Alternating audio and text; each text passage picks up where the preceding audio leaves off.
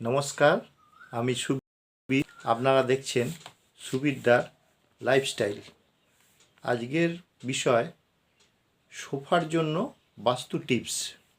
দেখুন, আমরা তো বাড়িতে সোফা কিনে আনি এবং ফাঁকা জায়গা রেখে দিই, ঠিক আছে, আমাদের সুবিধার জন্য, যে এই দিকটা দিয়ে এই দিকে রাখি, তাহলে পরে যাতায়াত করা যাবে, গার্ড হবে না, ঠিক আছে, আর বেশি নাড়াচাড়াও করার দরকার নেই, এইভাবে এনে রেখে দিই।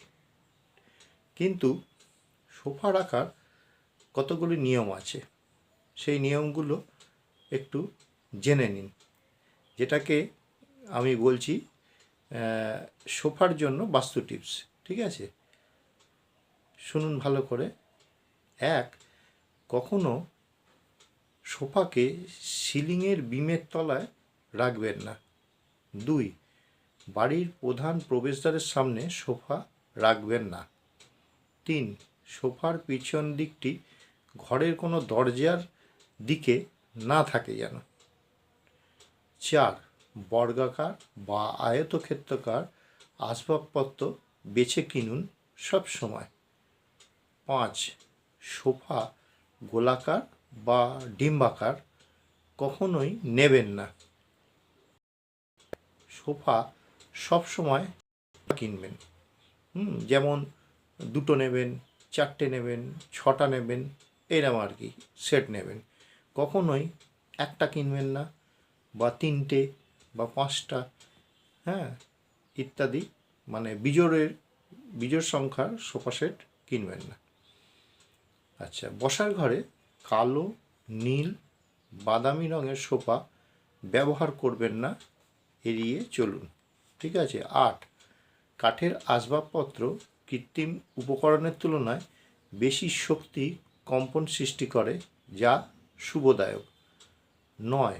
হলুদ, ক্রিম, নরম সবুজ এবং পিচ রঙের মতো হালকা এবং শীতল রং বেছে নেবেন সোফা কেনার সময়।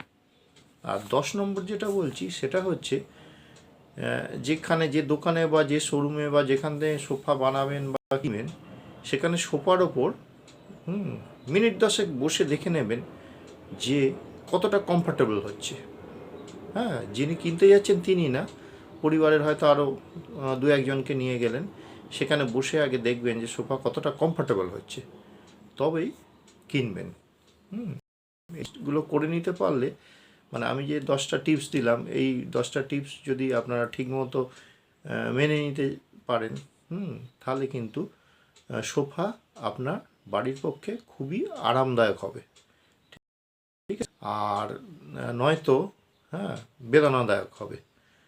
আর মেন কথা হচ্ছে কি, যে যে যার আর্থিক সামর্থ্য অনুযায়ী সোফা কিনবেন, মানে লোককে দেখানোর জন্য, বা এরা বা বেশ বেশ এরম শব্দগুলো শোনার জন্য যেন অযথা খরচা করে বা ব্যয় করে বিরাট আকৃতির বিশাল বপু সোফা নেবেন না।